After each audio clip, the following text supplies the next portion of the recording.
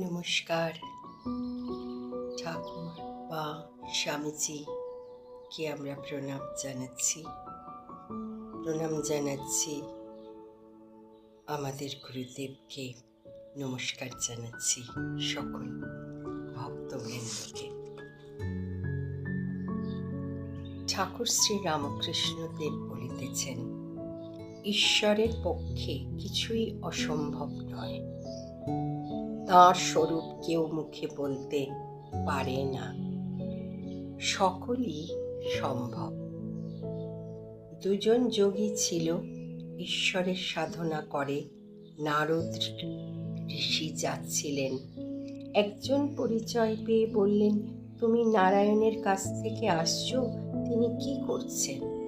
নারদ বললেন, দেখে এলাম তিনি ছুঁচের ভিতর দিয়ে উট হাতি প্রবেশ করাচ্ছেন, আবার বার করছেন। একজন বলল, তার আর আশ্চর্য কি, তার পক্ষে সবই সম্ভব। কিন্তু অপরটি বললেন, তাও কি হতে পারে? তুমি কখনো সেখানে যাওনি।